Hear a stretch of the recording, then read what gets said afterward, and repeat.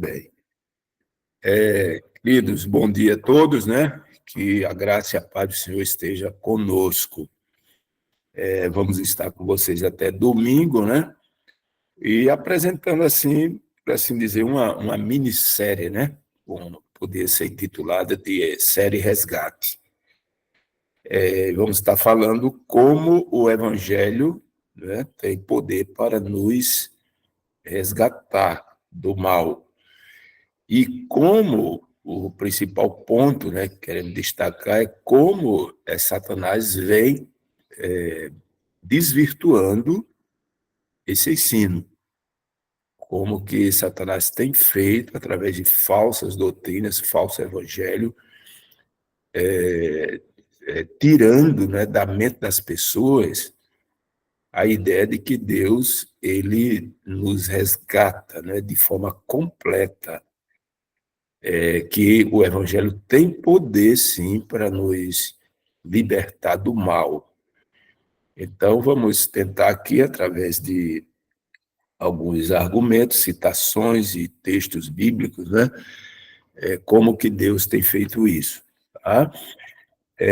O nosso texto inicial está aqui na tela, você pode acompanhar. Eu quero fazer mais uma oração, né, pedindo a Deus que nos socorra aqui, reconhecendo a sua capacidade de nos dirigir com seu Espírito Santo, ok? Feche seus olhos. Querido Deus e Pai, obrigado, Senhor, por esta manhã, obrigado pela oportunidade de compartilhar com os irmãos a Tua palavra, o Teu poder, e tentar, assim, Senhor, corrigir algumas discrepâncias, alguns desvios da compreensão correta do poder que o Senhor tem para nos resgatar. Portanto, nos usa agora, abençoa os irmãos também que vão escutar, que tudo seja filtrado, gravado e ensinado pelo Espírito Santo. É o que nós suplicamos, agradecidos, em nome do Senhor Jesus. Amém. Amém. Então, o texto que vamos ler está em Colossenses 1, 13 e 14, que diz assim: Ele nos libertou do império das trevas e nos transportou para o reino do Filho do seu amor, no qual temos a redenção, a remissão dos pecados. Então, queridos, aqui nós vemos nesse texto que Jesus, por assim dizer, Paulo resume aqui, né, 2 pontos do que Deus faz por nós. Ele, além de remissão dos pecados, além da remissão dos pecados, nós temos também o resgate do império das trevas. Então, são 2 coisas diferentes. É bem verdade que dentro do contexto da remissão dos pecados, nós vamos ver adiante aqui um quadrozinho, né, mostrando, né, nos tira do domínio de Satanás, primeiramente, para sermos recebidos no seu reino, ou no reino de Cristo, né? O reino dominado por Cristo, o reino da graça estabelecido por Cristo. E, após esse processo, né, vem, então, a remissão. Né? Ao permanecermos em Cristo, recebemos, então, a remissão dos pecados, ou perdão dos pecados. E aí vem aquele processo do novo nascimento, né, para boas obras, e também a vida eterna, que é adquirida pelo processo da santificação, quando eu passo a viver e praticar a palavra de Deus. Então, dentro desse processo da redenção, a gente vê também 2 pontos aqui, que pode ser destacado, que é a justificação e a santificação. Justificação, não fazemos nada, apenas A fé, dom da fé que Deus nos dá, nós cremos no poder de Cristo, cremos no seu evangelho, cremos no seu sacrifício e pedimos perdão pelos pecados, somos perdoados de todos os pecados pelos méritos de Cristo. A santificação também pelos méritos de Cristo, só que na santificação nós vemos os frutos da obediência, que leva à vida eterna. Ok? Então, teria um resumo. Só que Paulo aqui, quando fala aos Colossenses, ele coloca, apenas dando destaque à libertação do domínio do reino das trevas, nos levando para o reino de Cristo, e a redenção, né? Ele não entra, então, no detalhe aí da justificação e da santificação. Nós temos ainda aqui, no mesmo capítulo de Colossenses, o capítulo 1 e o verso 21 e 22, ainda um complemento, né, daquilo que Cristo faz por nós dentro desse processo. Capítulo 1, verso 21, diz: E a vós outros também, que outrora ereis estranhos e inimigos no entendimento, pelas vossas obras malignas. Aí o verso 22. Agora, porém, vos reconciliou no corpo da sua carne, mediante a sua morte, para apresentar-vos perante ele santos, inculpáveis e irrepreensíveis. Veja, nós estamos falando aqui em resgate completo, tá? O verso 21 diz: inimigos no entendimento pelas vossas obras malignas, e, verso 22, nos reconciliou no corpo da sua carne. Nós vamos tratar um pouquinho mais sobre isso amanhã, tá? A questão aí de como Jesus, pela sua carne, opera esse resgate completo na nossa vida. Então, ainda capítulo 2 de Colossenses, o verso 13, capítulo 2 de Colossenses, o verso 13, diz assim: E a vós outros que estáveis mortos pelas vossas transgressões e pela incircuncisão da vossa carne, vos deu vida juntamente com ele, perdoando todos os nossos delitos. Perdoando todos os nossos delitos. Irmãos, vejam que a linguagem bíblica é uma linguagem mostrando que Jesus veio resolver o problema do pecado. Veio tirar todos os delitos, veio nos dar uma vida sem mácula, né? Uma vida irrepreensível, tá? Inculpáveis, santos, nos tornando santos. Então, não tem margem aqui para uma vida que é perdoada os pecados e eu venço o pecado, mas ao mesmo tempo o pecado ainda domina sobre mim. Isso é um absurdo, né? Não está na Bíblia isso, não está na Bíblia, está na cabeça de algumas pessoas, não na Bíblia. Então, veja, se estivermos ligados a Cristo, nós seremos santos, inculpáveis e irrepreensíveis, porque uma vez que fomos libertos, né, agora temos um outro rei. Quem reina em nossa vida não é mais o príncipe das trevas, mas é o Rei Jesus, pela libertação que ele ocasiona em nossa vida. Então, esse quadro aí nos mostra, né, pouco dessa obra que Jesus faz em nós. Então, nossa primeira necessidade como seres humanos, então, é de sermos libertados do império de Satanás. Às vezes a gente esquece isso, né? Porque esse assunto pode ser um assunto conhecido, mas tem detalhes que a gente vai esquecendo, né? Então, antes de nos redimir, antes de nos levar à remissão dos pecados, antes de nos dar santificação, nós somos tirados do domínio de Satanás. Do contrário, não existiria justificação, santificação, redenção, né? Nós somos tirados das mãos, das garras de Satanás, porque nós nascemos dentro do reino de Satanás, tá? Então precisa ser resgatado. Por usurpação, ele adquiriu esse reino, né?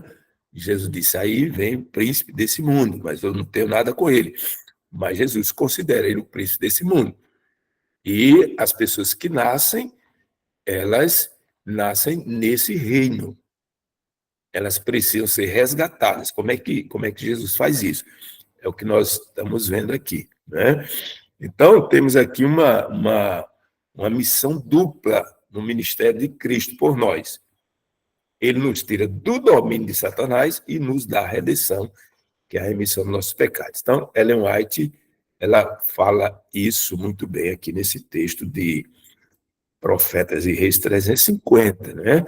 Satanás, em virtude do êxito que teve em desviar o homem do caminho da obediência, tornou-se o Deus deste século. 2 Coríntios 4:4. Então, o domínio que uma vez pertenceu a Adão passou ao usurpador, né? E ainda em Profetas e Reis, Ellen White diz assim: mas o Filho de Deus se propôs vir à Terra a fim de pagar a penalidade do pecado e assim não apenas redimir o homem, mas recobrar o domínio usurpado. É desta restauração que Miqueias profetizou quando disse: a ti, ó torre do rebanho, monte da filha de Sião, a ti virá, sim, a ti virá o primeiro domínio. Miqueias 4:8. Isso está em Profetas e Reis 350. Então, veja, não apenas redimir o homem, mas recobrar o domínio usurpado. Então, Jesus tem, podemos dizer assim, um papel duplo, né? Ao vir à Terra, ao vir a este mundo. Primeiro, resgatar. Então, aqui Ellen White coloca que ele não vê apenas redimir, né? Mas recobrar o domínio. Mas é o que ele faz primeiro, é recobrar o domínio. Do contrário, ele não pode atuar nesse reino das trevas. Primeiro, ele amarra o valente, né? O valente, Satanás. Primeiro ele amarra. E aí a gente vai ver um pouquinho mais sobre isso amanhã, tá? Agora, nesse texto, né, aqui eu não sei se eu coloquei aqui esse texto de Spiritual Gift, muito bem. Aqui, Ellen White acrescenta mais um alcance do sangue de Cristo. Esse texto eu não fiz a tradução, já peguei assim, pesquisas, né? Mas é interessante, como ele coloca aqui também, o sangue espargido nos batentes das portas prefigurava o sangue expiatório de Cristo. E também a dependência contínua do pecador sobre os méritos desse sangue para a segurança. Aí, aqui uma divergênciazinha na tradução, né? Eu entendo que a tradução quer dizer pelos méritos desse sangue para segurança contra, tá? Entre colchete ali, contra o poder de Satanás, ou do poder de Satanás, né? E para a redenção final. Então veja que a Levates aqui já coloca três coisas, né? Ela fala da expiação, né? A nossa dependência, né? Da contínua dependência do poder de Cristo, né? Para nos libertar, e também a redenção final.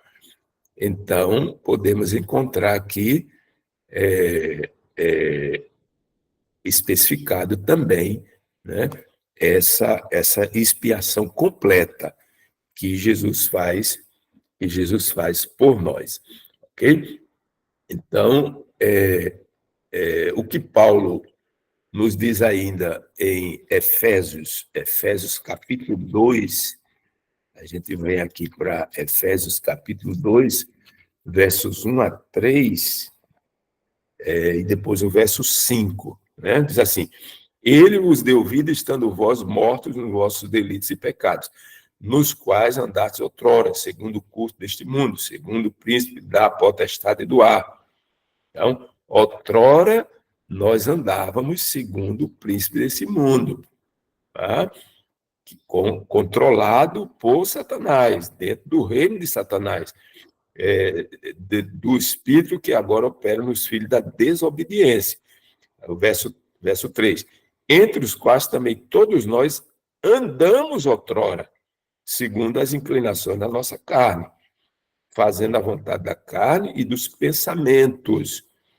E éramos, por natureza, filhos da ira, como também os demais. Éramos, por natureza, filhos da ira. Quando é que deixou ser filho da ira?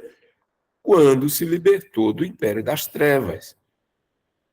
E essa libertação, ela é uma libertação completa. Jesus não deixa Satanás ainda com algum domínio. Ele amarra o valente, entra na casa do valente e amarra o valente. Ele desce a esse mundo, ele recebe a natureza humana, né? Se torna humano, e nessa própria encarnação, nessa própria carne do pecado, ele vence Satanás. É assim que ele amarra o valente. Tá?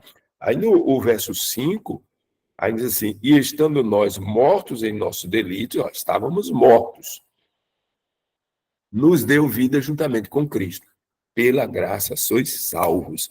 Então, queridos, veja, isso significa dizer que se Cristo não tivesse vindo resgatar o ser humano, tudo estaria muito complicado. A gente não pode nem imaginar uma coisa dessa, tá? Mas vamos fazer algumas suposições aqui. Seria complicado, né, se Jesus não tivesse vindo, né? Se ele, por exemplo, se não tivesse vindo, Adão caiu, né? Pecado, transgrediu, Adão e Eva pecaram, e Deus teria que ter destruído Adão e Eva. Então, vocês imaginam. Então, aí já abriu uma porta para uma série de dúvidas, né? Adão e Eva pecaram e Deus veio e destruiu. Os anjos continuariam servindo a Deus, mas com medo, tá? Porque não houve um plano de resgate, não houve uma demonstração de amor, vamos dizer assim, né? Ou o que foi apresentado foi o outro lado do amor, que é a ira de Deus. E era que os anjos continuariam entendendo a ira de Deus, não o outro lado do resgate. Então, seria complicado se ele tivesse também deixado viver Adão e Eva, já seria um outro problema também. Não, como é que ele ia deixar viver no pecado? Então, o pecado faz separação entre nós e Deus. Então, a possibilidade também de Adão e Eva continuar vivos, e uma vida no pecado, também seria um absurdo. Tá? Um dia chegaria ali que Deus ia ter que destruí-los, e juntamente com Satanás, e etc. Né? Então, se Jesus não tivesse vindo resgatar, essa suposição que a gente está fazendo. Né? Então, primeiro, o domínio desse mundo estaria totalmente nas mãos de Satanás e não haveria também possibilidade de perdão dos pecados para Adão e Eva. Segundo, como o salário do pecado é a morte, Deus poderia ter destruído instantaneamente o casal no Éden. Mas isso também impossibilitaria a Deus de provar o seu amor, embora ele seja amor. né? E essa dúvida ficaria, então, na mente dos anjos, dos habitantes dos mundos não caídos, que passariam a servir a Deus por medo, como já falamos. E, em terceiro lugar, Deus estaria impossibilitado também de, em algum tempo, aplicar o merecido castigo a Satanás e seus anjos, pois estes seriam os representantes do planeta Terra, né, e do universo. Então, Deus estaria de mãos amarradas se Jesus não tivesse vindo nos resgatar. E ainda tem um ponto aqui, também os ímpios, se é que existiriam os ímpios, né, se não tivessem sido fulminados ali instantaneamente, Deus teria então, supondo aí que Deus teria destruído Adão e Eva antes de terem filhos, né? Deus estaria impossibilitado de aplicar o juízo final sobre eles, pois a sua misericórdia não havia sido apresentada, pois Cristo não havia sido oferecido como sacrifício pelo homem, como um substituto para o pecador, que, por sua vez, teria tido a chance de escapar da perdição, se houvesse o plano, mas Deus não deu essa oportunidade, supondo-se que Deus não tivesse dado, né? Outra complicação, se Jesus não tivesse vindo fazer o resgate do ser humano, é que também não teria havido mais possibilidade da fecundação ou geração de filhos. Veja bem, primeiro, porque uma vez que Deus teria que exterminar o mal imediatamente, então não haveria filhos daquele casal. E, em segundo lugar, se Deus mesmo assim tivesse permitido a geração de filhos e não tivesse exterminado o casal imediatamente, estes teriam nascido totalmente sob o governo de Satanás, sem possibilidade de resgate. Imagina que complicação, né? Sendo que Deus agora, como Criador, era o próprio perpetuador do mal junto com Satanás, que estava trazendo ao mundo filhos de Satanás, né? Filhos gerados no domínio de Satanás e sem possibilidade de resgate, né? Então, ele não poderia destruí-los também, pois se tornaria assim um tirano, gerando filhos para, em seguida, destruí-los. Tampouco poderia resgatá-los, pois não havia resgatador. Então, assim, qualquer possibilidade de vida no pecado é imprópria para o reino e o governo de Deus. Deixar isso aqui bem claro. Qualquer vida no pecado, ou no domínio do pecado, ou que o pecado esteja ainda presente, é incompatível com o resgate de Deus, com a salvação, né? Ou para o governo de Deus, no lugar onde Deus está governando, onde Deus domina. Assim como a justiça sem a misericórdia também é incompatível, né? Se Deus aplicasse justiça sem misericórdia, seria algo incompatível também. Tudo ia denegrir o caráter de Deus. Então, nunca se pode fazer comparações desse tipo, né? E por que nós estamos comentando isso aqui, irmão? Porque a gente escuta, né? A gente ouve, né? E eu ouvi alguém aí, um famoso aí do YouTube, né, recentemente, fazendo esse tipo de comparação. Ele dizia assim: se Jesus não tivesse vindo salvar a humanidade, mesmo os filhos que morressem logo após haver nascido, estariam perdidos. Ó, uma suposição que, ao mesmo tempo, já incrimina Deus, né? E ele completou seu raciocínio dizendo assim: qualquer estudante da Bíblia sabe disso, que essa criança não poderia ser salva. Qualquer estudante da Bíblia sabe disso. Como assim, né? Primeiro, a possibilidade de Jesus não ter vindo salvar o ser humano geraria todos os problemas que já vimos. E, em segundo lugar, se o famoso do YouTube defende uma tese em cima de um fato inexistente, veja, ele está colocando uma tese para provar que o indivíduo já nasce com pecado, ele se vale das crianças e diz que uma criança, se Jesus não tivesse vindo resgatar, uma criança já estaria perdida. Então, ele coloca o seu argumento em cima dessa tese aí, dessa ideia, né? Defende essa tese em cima de um fato inexistente e impossível, sem possibilidade de acontecer. Então, como é que eu vou agora supor que Deus não enviou Jesus para salvar? E aí, em cima dessa possibilidade, eu digo que a criança está perdida. E porque ela está perdida é porque ela já tem pecado. Então, uma tese meio que em meio de areia movediça, né? Uma casa edificada sem ser num alicerce bom, né? Então, essa possibilidade de Jesus não ter vindo salvar o ser humano, pois ele veio, né? Então, a realidade é que Deus nos liberta e depois nos redime, tirando de nós o domínio de Satanás e o pecado da alma. Então, a Bíblia é muito clara, irmãos. Romanos capítulo 6, versos 20 a 22. Né? Romanos 6, 20 a 22. Porque quando éreis escravos do pecado, estou lendo Romanos capítulo 6, versos 20 a 22.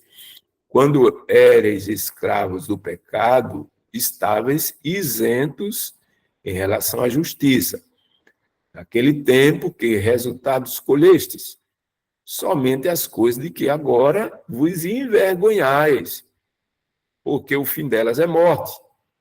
Agora, porém, libertos do pecado, transformados em servos de Deus, tendes o vosso fruto para a santificação e, por fim, a vida eterna. Então, agora libertos do pecado. Então, essa possibilidade, né, de alguém não ser liberto do pecado, ela não existe, porque a redenção de Cristo faz isso, né? Faz isso. E a gente sabe que Jesus veio. Então, se ele vem, ele liberta. Agora, lembrando o detalhe, né? Ele faz uma obra de resgate do reino das trevas primeiro, e depois ele aplica a redenção, que é o perdão dos pecados e a santificação. Ok? Então, vamos ver aqui. Qualquer estudante da Bíblia, de fato, né, o famoso lá dizia, qualquer estudante da Bíblia sabe que essa criança estaria perdida. Mas, de fato, irmão, qualquer estudante da Bíblia sabe que Deus não criaria uma criança no ventre de sua mãe só para matá-la em seguida, né? E mesmo que ela tivesse, que essa criança viesse a nascer e se criar, isso seria um absurdo, porque Deus seria, então, o perpetuador do mal, porque deixou aquela criança vivendo. E se Deus tivesse destruído a criança, mesmo antes de nascer, ou logo que nasceu, né? Então Deus seria aí um tirano, né? Porque estava criando filhos para ele mesmo depois destruir. Mas por que se faz esse tipo de afirmação? O que a pessoa famosa ali quis dizer com essa afirmação é que se houvesse um Salvador, essa criança que nem nasceu, né? Nem nasceu viva, ela pode ter até morrido ali antes do parto, né? Nasce morto, né? Ou morreu assim que nasceu, ela seria salva porque Jesus perdoaria o seu pecado. Jesus veio resgatar, então essa criança estaria salva porque Jesus perdoou os seus pecados. Então é essa a tese que ele tenta provar. Tá? Mas se não houvesse um Salvador, ela estaria perdida por causa do seu pecado. A criança, recém-nascida, dentro do ventre materno. É a tese aí do famoso. Né? O que ele está dizendo é que uma criança tem pecado mesmo que tenha morrido assim que deu seu primeiro suspiro ao sair do ventre materno. E isso por causa de sua natureza. Ele está dizendo a natureza já é pecado, a natureza já tem pecado. E o que Romanos 6, 21 diz aqui, que ele nos liberta, né? Verso 20, né? Éramos escravos do pecado. E agora, verso 22, somos libertos do pecado. Então, esse texto aqui teríamos que riscar da Bíblia, porque não fomos libertos do pecado. Né? Essa possibilidade de que Jesus resgata, mas continua o pecado ali. Então, o que ele está dizendo é que uma criança tem pecado mesmo que tenha morrido assim que deu seu primeiro suspiro, né? Ao sair do ventre materno. E isso por causa de sua natureza. Ele quer dizer que ninguém pode se libertar dos seus pecados totalmente. Porque mesmo que Jesus perdoe nossos pecados, nossos atos, né, e pensamentos pecaminosos, ainda assim o pecado está dentro de nós, em nossa natureza. Por isso que ele aplica aí a questão da morte da criança, se Jesus não tivesse vindo salvá-la. Né? E, claro, isso contradiz claramente os textos que já lemos anteriormente. Né? Não sei se você crê nesse engano, aí questão da criança morrer, já vem com pecado, etc. Mas essa crença não é bíblica. Ela se originou com Santo Agostinho, de Hipona, né? Um santo famoso da Igreja Católica, considerado um dos mais eloquentes teólogos da Igreja Romana. E qual a solução ele encontrou para resolver esse problema do pecado original na criança?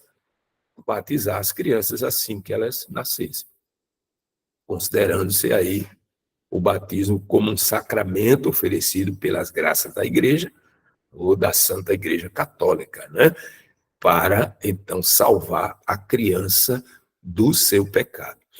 Mas, como o adventista poderia estar crendo em ensinamentos de tal doutrina?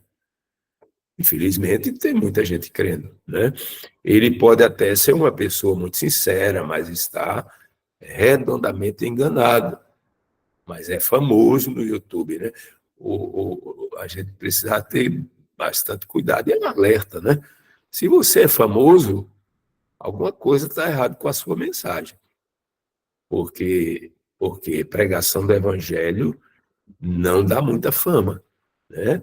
Ela transforma, ela é um fermento que leveda a massa, mas ela alcança corações sinceros, ela não alcança a massa, ela não leva a massa a aplaudir, né?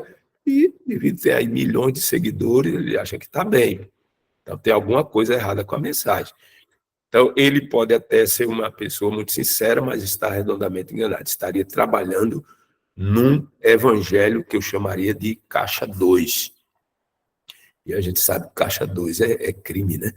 Então, como é que tem um evangelho que diz que Jesus me liberta de todo pecado? E aí eu venho com outro evangelho dizendo, não, Jesus liberta de pecados só os que eu pratico, né? Mas o pecado, ou mesmo de pensamento, mas o pecado que está impregnado na minha natureza, esse pecado Jesus não consegue tirar, né? Então isso é um caixa 2, tem dois evangelhos aí. Um evangelho que diz que Deus liberta, outro evangelho dizendo que não consegue libertar. Somente na volta de Jesus é que vai haver essa libertação. Caixa 2, crime. Então, alguns textos são mal interpretados para sustentar essa heresia, né? E nós vamos ler aqui rapidamente e dar algumas explicações, né? Por exemplo, nós temos aqui a 1 de João, que é mal interpretado, tá? 1 de João, capítulo 1, verso 8. O que é que diz esse verso?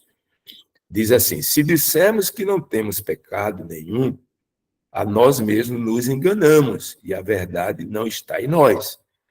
Então, famoso aí do YouTube e muitos outros, né, pega aqui e diz assim, você não pode dizer que não tem pecado nenhum, senão você está se enganando. Mas o que é que esse texto está querendo dizer, irmãos? O texto está dizendo que não podemos dizer que somos impecáveis agora, que não pecamos mais, mesmo que queiramos. Seria o mesmo que desfazer a obra do Espírito Santo, que é o único que pode nos convencer dos pecados ocultos, do inconsciente e os não confessados. Então, eu dizer assim, eu não tenho pecado. Bom, o que é que eu estou dizendo com isso? Eu estou dispensando a obra do Espírito Santo. Eu estou dizendo que o Espírito Santo, eu não preciso do Espírito Santo para me convencer do pecado, porque eu não tenho mais. Então, eu dispenso aqui a maravilhosa obra, né? Perdão, parece que nós perdemos aqui a conexão. Ok, voltou, né? Eu dispenso aqui a obra do Espírito Santo quando eu digo que eu não tenho pecado. Então, é isso que esse texto está procurando nos alertar, né? O segundo texto que se usa para provar que uma criança, mesmo no ventre de sua mãe, já tem pecado, é o que nós encontramos em Efésios 2, 3. Efésios 2, 3.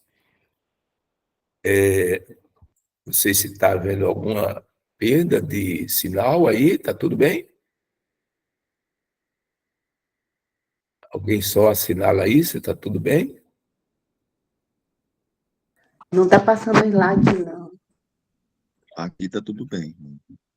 Está tudo bem? Ok, passou? Está passando o slide? Não, está parado em resgate completo. Parado em resgate completo, desde o começo? Ih, Sim. rapaz. Então deixa eu voltar aqui, irmãos, porque não tem como seguir assim, não. Vocês estão vendo, não estão vendo o... Não está em tela cheia ainda. Está vendo agora? Passou? Não, né? Mas não está na tela cheia, não. Tá, deixa eu ver se eu compartilho novamente aqui. Eu acho que não está em tela cheia. Tá, mas está aparecendo, né? Sim. Deixa eu ver, então, aqui. Pode deixar assim que nós estamos visualizando. Tá em tela cheia agora? Não, mas dá Tela para cheia? ler, não. Dá para Não. ler. Mas dá para visualizar. Tá, mas está passando o slide? Está parado no sangue, espargido, tá nesse aí. Ah, tá, ok. Então está passando, né? Clica na tacinha ali que vai ficar em tela cheia. Eu já fiz isso, irmão. Agora não sei por que não está aparecendo em tela cheia para vocês, né? Eu já fiz isso, né? Deveria estar aparecendo em tela cheia. Mas ok, vamos prosseguindo aqui, tá? Então, o texto que nós vamos ler agora é o texto de Efésios, capítulo 2, que é usado, então, aí pelos famosos, né? Para dizer que provar que uma criança, mesmo no ventre da mãe, já tem pecado, né? Efésios, capítulo 2, verso 3. Capítulo 2, verso 3. Diz assim: entre os quais também todos nós andávamos outrora segundo as inclinações da nossa carne, fazendo a vontade da carne e dos pensamentos. E éramos, por natureza, filhos da ira, como também os demais. Por natureza, filhos da ira. Então, você, por natureza, já nasce como filho da ira. É o que tentam dizer que o texto está falando. Agora, esse verso claramente nos diz que andamos outrora. Nós andamos outrora, segundo a inclinação da carne, fazendo a vontade da carne e dos pensamentos. Então, não fala de um problema perpétuo. Nós éramos filhos da ira. Nós andávamos na inclinação da carne. Então, por natureza, estavam propensos a isso aí e cedemos a isso aí. Mas houve o resgate, houve a redenção. Então, não se está falando aqui de uma coisa que está na natureza e que não sai mais. Ou só na regeneração, no dia final, quando Jesus voltar, está falando que a redenção faz isso hoje. Ok? Então, não fala de um problema perpétuo, mas de um problema resolvido com Cristo. Assim, a nossa natureza nos leva para o mal, nos levava para o mal, e nós éramos filhos da ira por natureza, porque estávamos no domínio de Satanás. Por isso que éramos filhos da ira por natureza. Tá? Além do fato desse texto não poder ser aplicado a crianças, né, que nem chegaram a nascer, pois elas não andaram na inclinação da carne. Não pode se aplicar à criança ou à natureza de uma criança. Elas não chegaram à inclinação da carne, desobedecendo a Deus e sendo dominados pelo príncipe deste mundo, como diz o verso 2. O verso diz claramente que os que assim procediam não procedem mais, pois foram libertados por Cristo, diz o verso 5. Aquele domínio da natureza má já não existe na vida do crente. Amém? Então, essas possibilidades, irmãos, essa ideia, né, do pecado na carne é uma ideia absurda. Né? Um outro texto muito usado pelos que ensinam a doutrina de Satanás, peque e viva, é o texto do Salmo 51:5, né? Bem conhecido por nós e que muitas vezes é usado justamente para provar, né? Aqui nós nascemos em pecado nos concedeu nossa mãe e tal. Então, Salmo 51, verso 5, né? Que diz assim: eu nasci em iniquidade e em pecado me concebeu minha mãe. Então, o que esse texto está nos dizendo, simplesmente, é que todos nós nascemos com a natureza má, pecaminosa e caída, claro, herdada dos nossos pais, mas não já com os pecados dos pais ou nossos antepassados. Nós não herdamos isso, não herdamos pecados. Em lugar nenhum da Bíblia vamos encontrar um relato afirmando que herdamos pecado dos pais. Isso vai de encontro com o que está escrito em Ezequiel 8:20, né, que diz que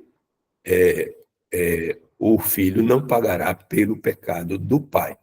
Então, quando a Bíblia diz que por um só homem entrou o pecado no mundo e com o pecado a morte, assim o pecado, a morte passou a todos os homens, porque todos pecaram, não é porque Adão pecou que todos morrem, mas porque todos pecaram também. Morrem por causa de seus pecados, não pelos pecados de Adão. Então, se só Adão tivesse cometido pecado, delito, né, transgredido a lei de Deus, só ele iria precisar de libertação e remissão dos pecados. Os demais, só libertação do império das trevas. Mas aqui é uma outra possibilidade, né? Porque, de fato, não só Adão pecou, toda a sua geração posterior caiu em pecado também.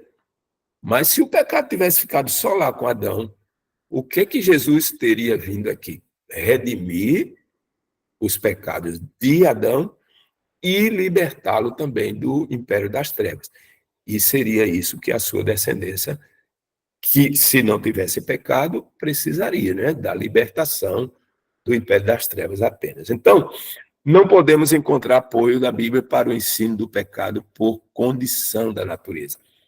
Pecado é quando se transgride a lei, não a natureza com a qual nascemos. E diga-se de passagem aqui, irmãos, quando se diz que existe pecado que a lei não mostra, né? E diz assim, não, mas pecado não é só transgressão da lei. Pecado é a condição da natureza também. O que é que eu estou dizendo? Então, se a lei não mostra esse pecado da condição da natureza, a lei é imperfeita. Se existe pecado além do que a lei revela, essa lei é imperfeita.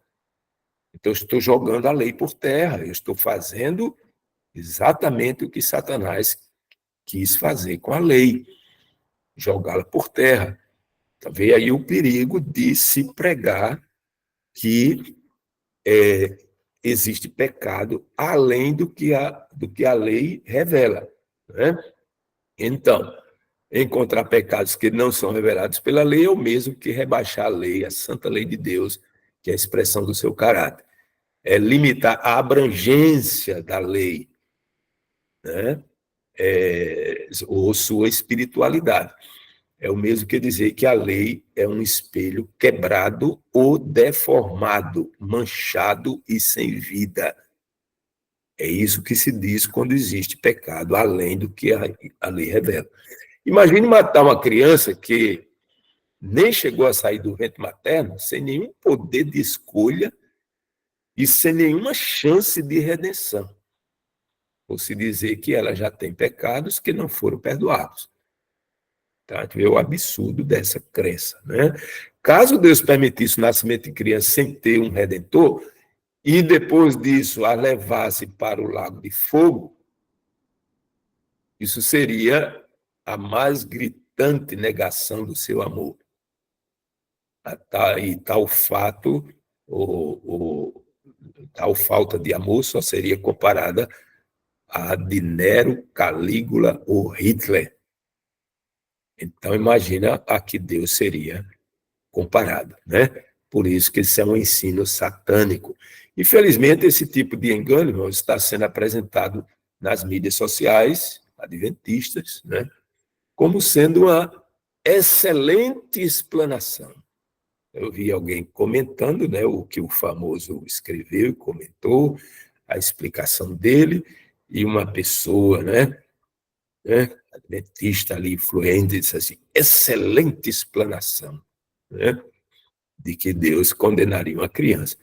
Isso para provar que vamos pecar até a volta de Jesus.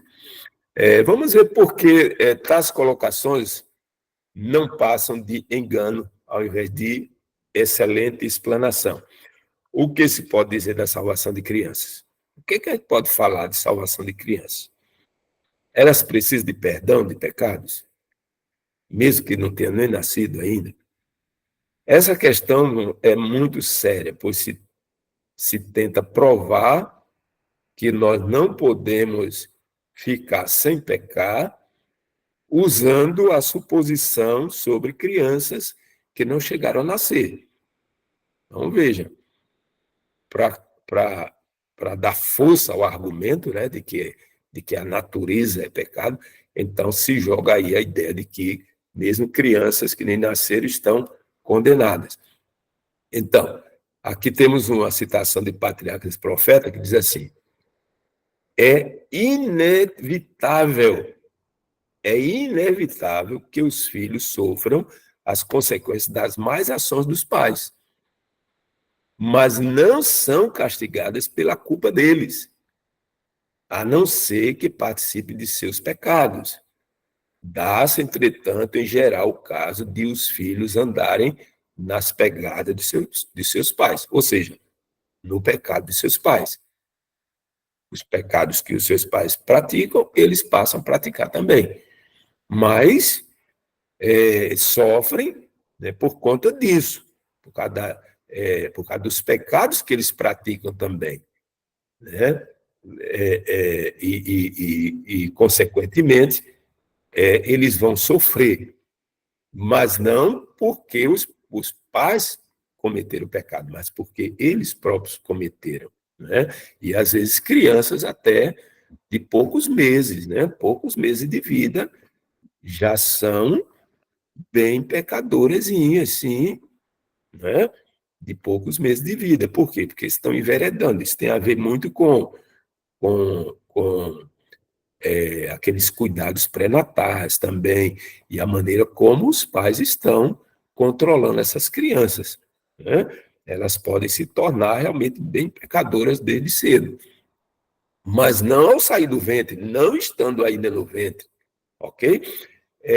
Nós temos aqui um texto, irmão, bem interessante, que está em 1 Samuel 15, verso 3. E você acompanhasse aí comigo, eu ver o horário aqui, ainda temos um tempinho aí, né? 1 Samuel 15, verso 3. Veja interessante isso aqui. Esse texto nos fala alguma coisa a mais.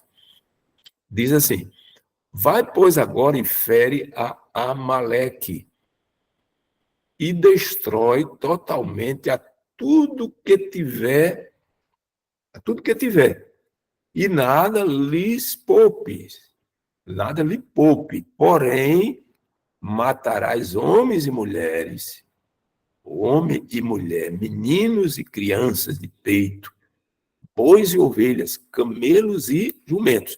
Isso foi a ordem que Deus deu para Saul, né? Ir lá e exterminar os amalequitas. Ok? Está aqui essa ordem. Destrói, vai lá. Não poupe nada. Mata homem, mulher, meninos, crianças de peito, possivelmente mães que estejam grávidas também. Mata tudo, mata tudo. Agora, por que Deus mandou destruir os filhos dos cananeus, junto com seus pais e até os animais? Isso significa que aquelas crianças eram culpadas de pecados, mesmo que já tendo nascido e estivessem vivendo com suas famílias, já eram culpadas, né? Crianças de peito. Que culpa tinham essas crianças?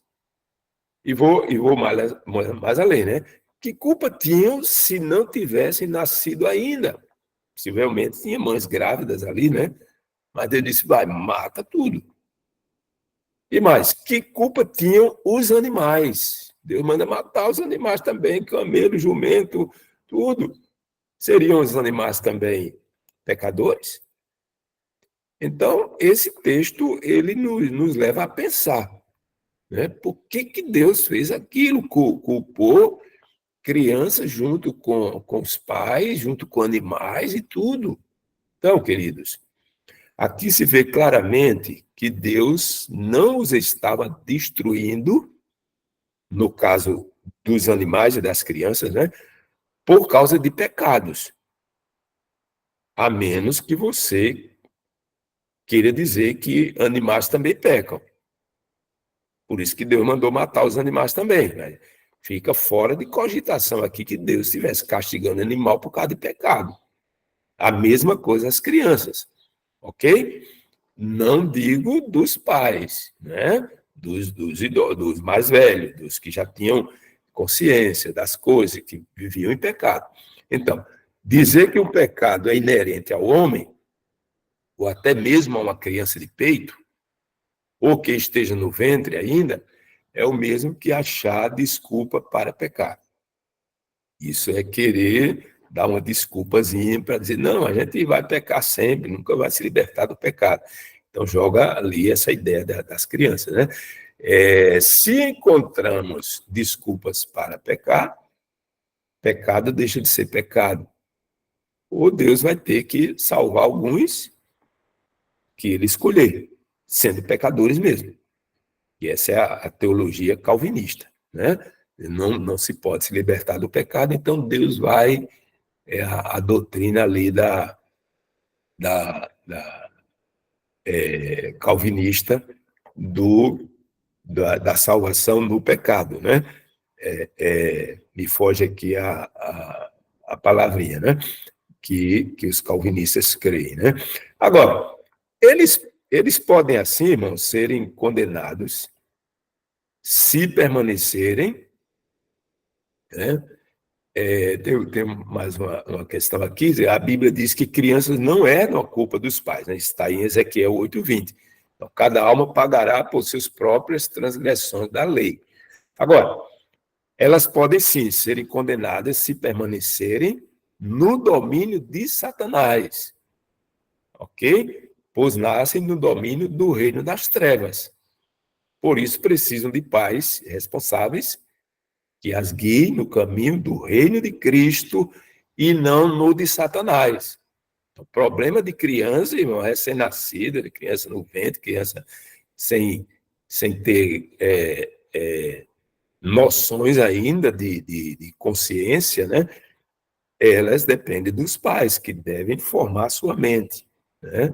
E, do contrário, eles estarão automaticamente sob o domínio de Satanás. Provérbio 20, verso 11, diz que até uma criança se dá a conhecer pelo que ela faz. Então, ela vai dizer se está no domínio de Satanás, se não está tendo pais que as corrijam, ok? E essas crianças no domínio de Satanás, elas podem sim serem incluídas entre aqueles que vão ser destruídos, porque estavam escravas de Satanás pelo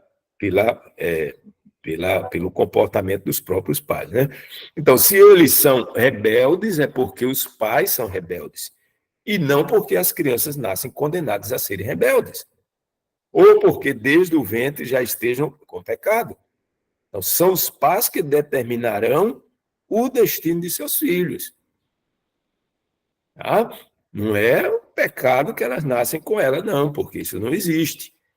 Então, os pais só saberão o que é puro e reto se tiverem sido libertados do domínio de Satanás e redimidos pelo sangue de Cristo. Aí sim eles vão poder guiar os seus filhos, né? Do contrário, não protegerão seus filhos nem a si mesmo da condenação. Se bem, irmãos, que mesmo pais incrédulos, pais que não são cristãos ou de pagãos, se eles conduzem os filhos da melhor maneira que eles conhecem, corrigindo seus filhos, guiando dentro da sua consciência no que é correto, essas crianças estão também protegidas dos laços do domínio de Satanás. Então, claro que essas crianças nascem com propensões para o mal, mas não é isso que a Bíblia chama de pecado, ok? 1 João 3,4 diz que pecado é transgressão da lei, ponto. Aliás, não é ponto, né? Ele vai dizer assim, tem o texto aqui, ó, nossa única definição de pecado é que é dada na palavra de Deus, quebrantamento da lei. Aí veja, alguns já pegam essa segunda parte aqui do verso, ou do texto de Ellen White, para dizer que Ellen White está falando de outro tipo de pecado. Veja a astúcia do inimigo, né? Então, quando diz assim, é o efeito de um princípio em conflito com a grande lei do amor, que é o fundamento do governo divino. Então, um outro famoso aí do YouTube já diz assim, olha, está vendo? Então, nós temos aqui o efeito de um princípio. Então, o problema que aparece no pecado depois é que já existe um princípio lá que é pecado. Ora, gente, isso é forçar o texto, né? Porque Ellen White não está dizendo aqui, nossa única definição do pecado é o que é dado na palavra de Deus, que é quebrantamento de pecado. E um efeito de um princípio, né, que está atuando no ser humano. Ela não diz isso, ela diz, é o efeito. Então, ela está simplesmente complementando o que é a transgressão da lei, que é exatamente a quebra desse princípio, né, que a lei de Deus apresenta, o princípio do que é correto, do que é justo. Então, a pessoa vai e transgride a lei, né? esse princípio básico da lei. E aí o pecado se manifesta de várias formas. Mas dizer que o resto desse verso está falando sobre pecado da natureza é um tremendo absurdo e forçar o texto, né? Então, só um detalhe mais aqui nessa definição, que esse efeito aí de um princípio em conflito com a grande lei do amor, segundo essa pessoa, né? Esse efeito é um outro pecado mais profundo que a transgressão da lei propriamente dita, né? Então, imagina, o que é que ele está fazendo com a lei de Deus? Simplesmente dizendo que a lei não é perfeita, que a lei não mostra o pecado, que a lei é incapaz, obra de Satanás, né? Vejam como um adventista do sétimo dia, ele pode anular a lei de Deus com esse sofisma, porque ele diz que a lei não alcança todo tipo de pecado, não é profunda o suficiente para revelar o pecado e levar a pessoa a Cristo para ser redimido desse pecado. É um pecado que está na carne dele, que ele não pode se libertar. Tremendo sofisma de Satanás, né? Então, isso não procede, a gente sabe disso, né? Ellen White não está aqui acrescentando um conceito, senão ampliando o mesmo que ela falou anteriormente. Ela não diz é um efeito de um princípio, mas é um efeito de um princípio. Não e um efeito, né? Mas é um efeito. Então, ao invés da vida de uma criança provar que não podemos vencer o pecado, ela prova exatamente o contrário. O Jesus diz, das tais é o reino dos céus. Então, se tão somente os pais não deixarem que eles sejam joguetes nas mãos de Satanás, elas estarão protegidas pelo sangue de Cristo. Deus só leva em conta os pecados de uma criança a partir do momento que ela saiba o que é certo e o que é errado. E é quando elas precisarão de arrependimento e da remissão de seus pecados. Ok? Então, mesmo pecando inconscientemente, elas estão cometendo pecado. E aí sim vão precisar de uma redenção. Então, vejamos aqui como Ellen White, eu quero concluir com isso aqui, né? Como Ellen White coloca essa questão da salvação de crianças. Primeiro, vamos colocar um texto aqui que fala salvação de crianças de pais crentes fiéis. Tá? Então, veja, pode ser que tenha mais textos falando sobre isso, mas eu resumi esses 3 aqui, acho que 3. Primeiro. Não está passando o slide. Oi? Não Passou? passou, não, o slide. Não passou? Não, ainda está no sangue. Nós estamos com problema, né? Não está passando os slides. Não sei o que está acontecendo. Está sendo projetado aí, vocês estão vendo, né? Mas está travando, né? Tá, vamos ler aqui, tá? Diz assim, ó, a fé dos pais que creem protege os filhos, como sucedeu quando Deus enviou seus filhos, ou seus juízos, sobre os primogênitos dos egípcios. Então, eles vão ser salvos por causa de seus pais crentes. A história lá do Egito, né? Eles passaram o sangue nas portas e tal. Então, o anjo destruidor passou por cima e protegeu aquela casa. Então, a fé dos pais protegeu os filhos. Então, filhos de pais crentes fiéis são protegidos, não estão sob o domínio de Satanás. Ok? Muito bem. Vamos outro texto aqui. Não sei se está passando aí, né? Diz assim, ó. Vamos falar agora sobre pais adventistas que não são consagrados, ou pais cristãos, né? Professos cristãos, não consagrados. Isso está em Mensagem Escolhida, volume 3, 314. Se permitem que sejam desobedientes e irracíveis, estão deixando que Satanás tome conta deles e opere por seu intermédio como apraz sua majestade satânica. Olha aí, a majestade de Satanás, o domínio de Satanás. E os pais estão deixando que as crianças façam o que querem. E essas crianças que nunca foram educadas para a obediência, para belos traços de caráter, não serão levadas para o céu, mesmo se forem filhos de adventistas ou professos cristãos. Ok, irmãos? Então, Satanás tem o domínio, mesmo em lares que se dizem povo de Deus. Tá? Agora, outra possibilidade aqui. Filhos de pais descrentes que se esforçam para educar seus filhos. São descrentes, mas se esforçam. Então, Mensagem Colhida, volume 3, 315, diz assim, ó, não podemos dizer se todos os filhos de pais descrentes serão salvos. Ora, eu quero estar dizendo aqui que existe, sim, muita possibilidade de filhos de pais descrentes serem salvos. Muitos pais descrentes dirigem seus filhos com maior sabedoria do que muitos dos que pretendem ser filhos de Deus. Então, quase que Ellen White diz assim, não, todos os filhos de pais, mesmo descrentes, serão salvos, mas ela não diz, ela diz, não podemos dizer se todos eles serão salvos, mas os pais, mesmo descrentes, que cuidam de seus filhos, corrigem seus filhos com sabedoria, esses filhos vão ser salvos.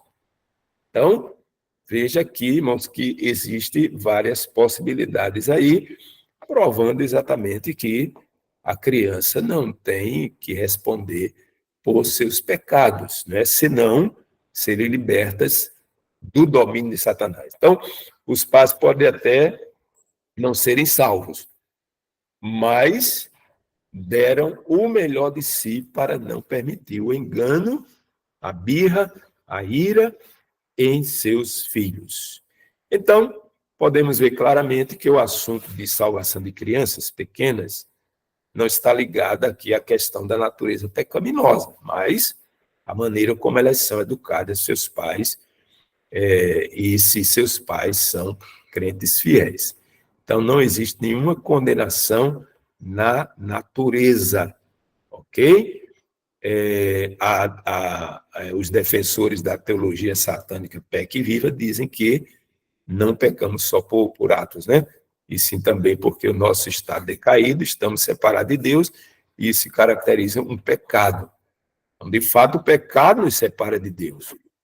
Mas isso acontece quando caímos em pecado e permanecemos no pecado, e não por causa da natureza. A pessoa de quem ouvi que uma criança que mal respira não seria salva se Jesus não tivesse morrido por ela, caso que já vimos ser um absurdo, né? Por várias razões, ela também afirmou o seguinte, a pergunta que precisamos fazer não é se vamos pecar ou não depois do fechamento da porta da graça, mas sim se temos uma natureza pecaminosa ou não. Então, veja o absurdo, né? Eles não estariam dando na possibilidade de que pecado é transgressão da lei. Então, se você tem natureza pecaminosa, você vai estar pecando sim, mesmo após o fechamento da porta da graça. E aí entra uma série de outros enganos que não vamos entrar aqui, devido ao tempo. Eu quero, então, fechar aqui, irmãos, dizendo o seguinte, em realidade, os que buscam provar que crianças já são pecadoras, mesmo antes de nascerem, estão, de fato, querendo dar desculpa para os seus pecados, uma vez que não conseguem vencê-los.